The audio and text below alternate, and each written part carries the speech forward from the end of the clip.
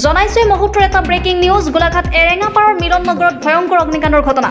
অজন্তা শইকীয়া নামৰ লোকজনৰ বাসগৃহটো সম্পূৰ্ণৰূপে জুইত যায়। প্ৰথমতে প্ৰাণ ৰক্ষা পৰে অজন্তা শইকীয়াৰ বৃদ্ধা মাতৃৰ। গোলাঘাটৰ কেইবাখনো অগ্নি নিৰ্বাপকৰ গাড়ীয়ে জুই নিৰ্বাপন কৰিবলৈ সক্ষম হয় যদিও বাসগৃহটোত থকা সকলো সামগ্ৰী জুইত ভস্মীভূত হয়।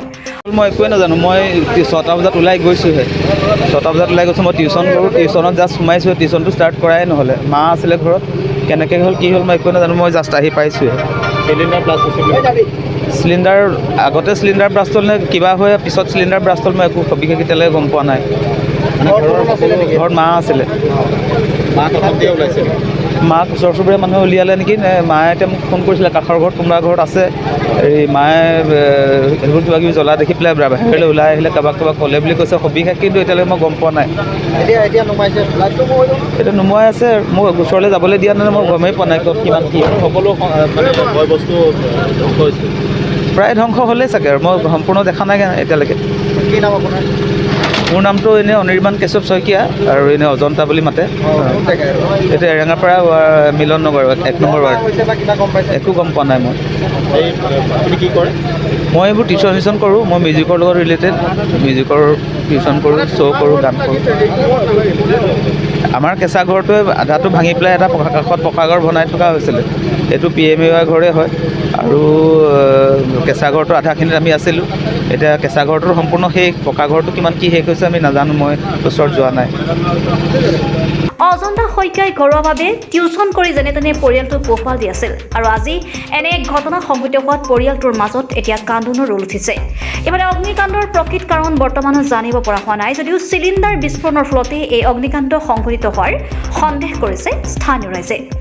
গোলাঘাটৰ পৰা চন্দন কৰ্মকাৰ ৰিপৰ্টাৰ লাইভ অসম। আজি ৰাস্তাটোৰ জহত আমাৰ এই এৰেঙাপাৰ মিলন নগৰ এই ৰাস্তাটোৰ এঘৰ মানে দুফালে দুঘৰ মানুহে ফ্ৰণ্টৰ মানুহ দুঘৰে ডাঙৰ ডাঙৰ ৱাল গাঁঠি দিয়াৰ কাৰণে এই গলিটোৰ মানুহকেইঘৰৰ সমস্যা হৈছে। যিহেতু নেকি আজি এঘৰ মানুহ জ্বলি শেষ হৈ গৈছে ফায়াৰ ব্ৰিগেডৰ আহিব নোৱাৰা অভাৱত। গতিকে আমি আমাৰ মাননীয় বিধায়িকা মহোদয়ক আপোনালোকৰ যোগেদি ক'ব বিচাৰিছোঁ, মিউনিচিপালিটিৰ সঁহাৰি আমি নাপালোঁ। আজি 10 বছৰে হ'ল বুলি ক'ব পাৰি।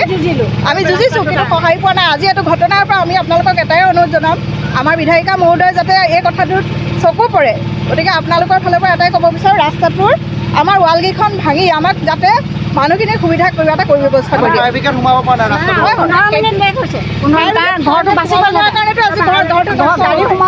মানুহৰ এনেও দুখীয়া মানুহ আৰু তেনেকুৱা অৱস্থাত একেবাৰে ঘৰ নাইকিয়া হৈ গৈছে। গতিকে কেনেকুৱা পৰিস্থিতি হৈছে আপোনালোকে এবাৰ দেখুৱাব।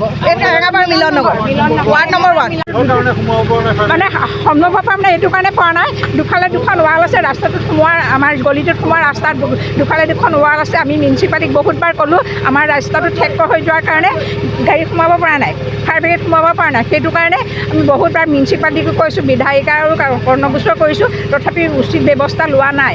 মানে বিহিত ব্যৱস্থা ল'ব লাগিছিলে, লোৱা নাই। সেইটো কাৰণে আমাক অতি সোনকালে এই ৱাল দুখন ভঙাই পেলাই আমাৰ ৰাস্তাটো বহল কৰে। আৰু তাত দ্বিতীয়তে হৈছে সন্মুখেদি ৰাস্তাটো যদি আমাৰ এইপিনৰ পৰা গাড়ী এখন ওলাই যায়, সেইটোতে এইপিনৰ পৰা যদি গাড়ী ওলাই যায়, সিফালৰ পৰা গাড়ী আহিলে ইফালৰ পৰা গাড়ী আহিলে। এবাৰ এক্সিডেণ্ট হৈছে, মোৰ নিজৰ ল'ৰাৰ এক্সিডেণ্ট হৈছে। গাড়ী ভাঙি টুকুৰা হৈ গৈছে, ল'ৰাটো বাচি গৈছে বুলিহে চবেই জানে ওচৰৰ মানুহ। সিপিনৰ পৰা গাড়ী আহিলে স্পীডত ইপিনৰ পৰা ওলাই গ'ল, ওলাই যোৱাৰ লগে লগে গাড়ী খুন্দিয়াই একদম অৱস্থা নাই। সেইকাৰণে তাৰমানে ৱালৰ পৰা নেদেখি ইফালে যে আহি থাকে গাড়ী, এইফালৰ পৰা সেইটো নেদেখিছে। সেইটো কাৰণে আপোনালোকে ব্যৱস্থা এটা সোনকালে লওক দিয়া। Reporter live Assam.